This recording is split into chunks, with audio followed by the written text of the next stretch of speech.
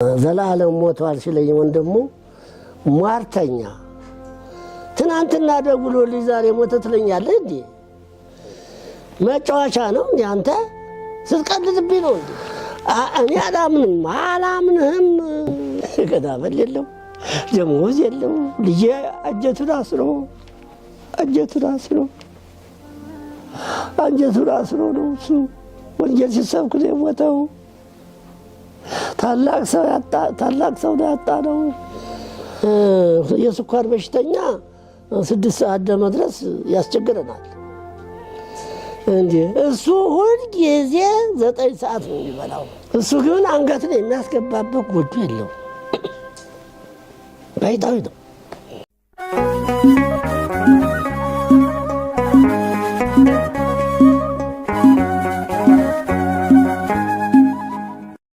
ትልቅ ጉዳት ነው የተጎዳ ነው። እሱ አይደለም የተጎዳው እሱ ሳይሆን እኛ ነን የተጎዳ ነው። ዓለም አቀፍ ሰባኪ ነው እኮ በዓለም ዙሪያው ሄዶ ዞሮ ወንጌልን የሰበከ እድሜ ልኩን ከ30 ዓመት በላይ ባለ እድሜው እንደ ወፍ እየበረረ ወንጌልን ሲሰብክ የኖረ ልጃችን ደም ያቺ ቅድስተ ቅዱሳን እመቤታችን ትገርመኛለች። ዲሲ ማርያም በጣም እጹብ ድንቅ ነው የእሷ ስራ። አዙሮ እግዚአብሔር እመቤታችን እደጇ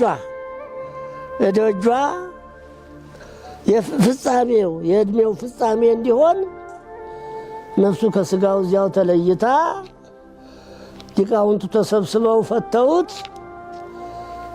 በመድረኩ ላይ አስከሬን ሆኖ የሚገባው ጸሎት ሲፈጸምለት በማየቴ ዋይ እመቤታችን ናት ይህን ያደረገችው።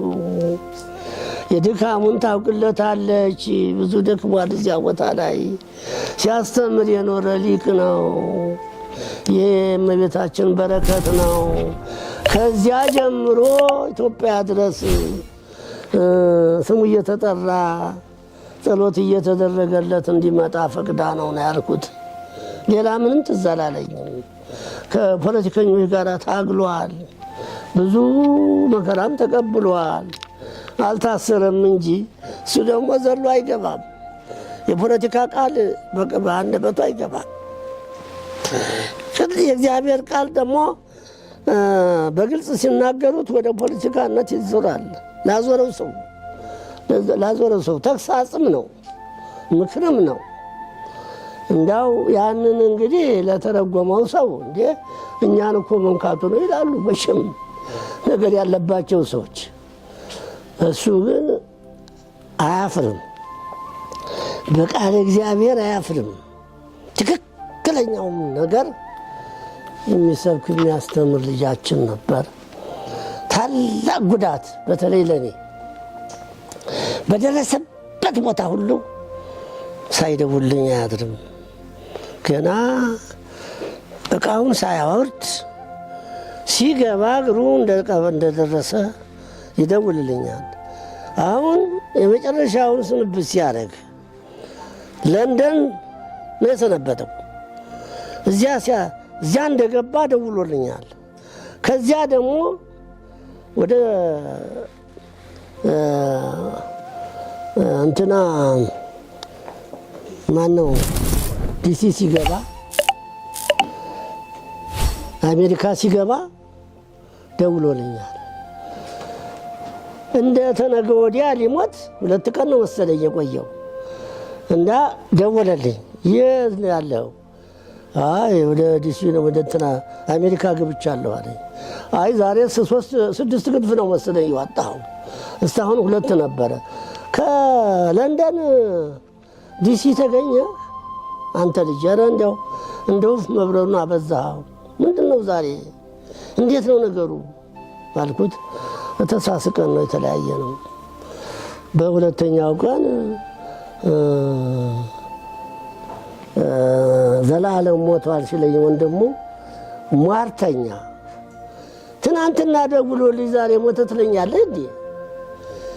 መጫወቻ ነው እንዴ አንተ? ስትቀልድብኝ ነው እንዴ? ኧረ አይደለም ብሎ ተንገብግቦ አለቀሰ።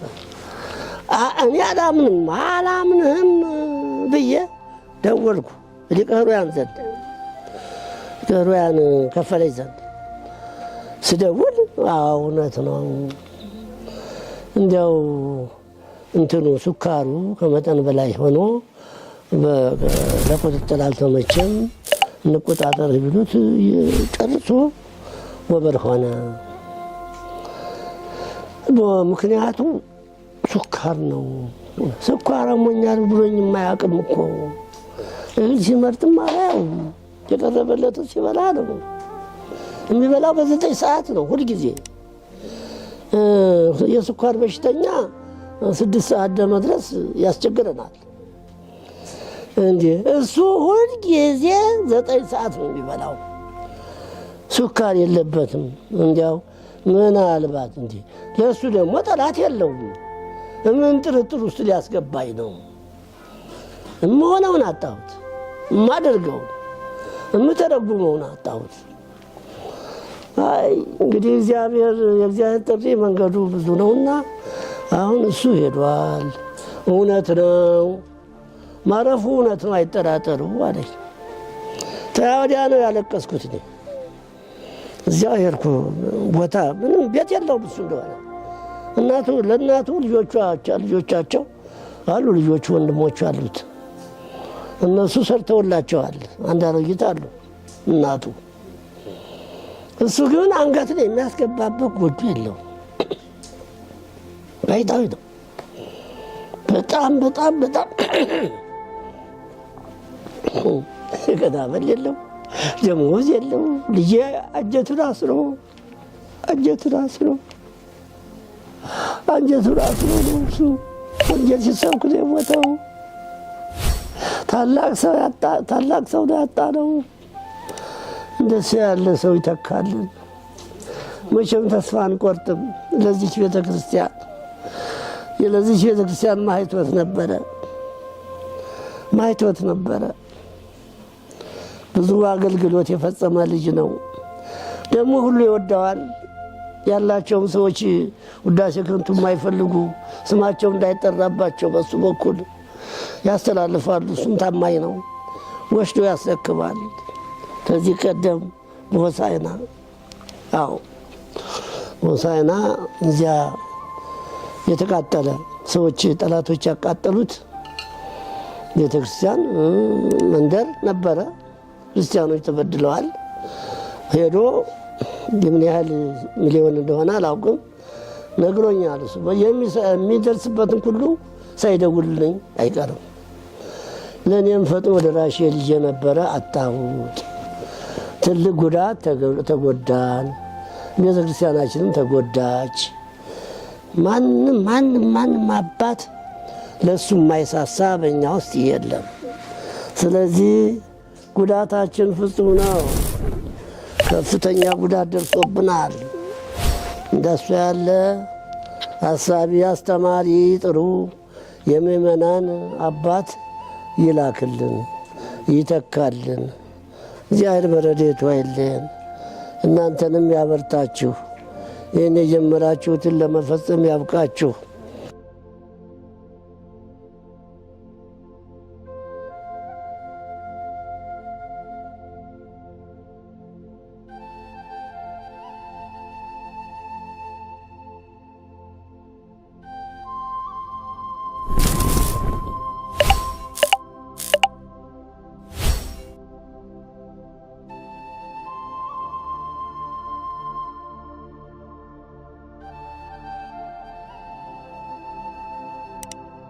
አቡነ ዘበሰማያት እንበል። አቡነ ዘበሰማያት ይትቀደስ ስምከ ትምጻእ መንግሥትከ ወይኩን ፈቃድከ በከመ በሰማይ ከማሁ በምድር ሲሳየነ ዘለለዕለትነ ሀበነ ወኅድግ አበሳነ ከመ ንሕነኒ ንኅድግ ለዘአበሰ ለነ አብአነ ዘወትረ አላድኅነነ ወላድኅነ ኩሉ እኩይ እስመ ዚአከ ይእቲ መንግሥት ኃይል ወስብሐት ለዓለመ ሰላም ቅዱስ ገብርኤል መልአክ ወእግዝእትየ ማርያም ሰላም ለኪ ድንግል በኅናኪ ወድንግል በሥጋኪ እግዚአብሔር ጸባዖት ሰላም ለኪ ቡርክት አንቲ እምአንቱ ወውሉዱ ለርእስኪ ተፈሥሒ ፍሥሕት ወእንተ ጸጋ እግዚአብሔር ምስሌኪ ሰአሊ ወጸልዪ ምሕረተ አፍቅሮ ለኪ ክርስቶስ ከመ ይስረይ ለነ ኃጣውኢነ ኦ እግዚእ ኢየሱስ ክርስቶስ ስረይ ኃጢአቴ ወኃጢአተ ኩሉ ሕዝብከ ማእሰረ ኃጢአት እግዚአብሔር ይፍታ።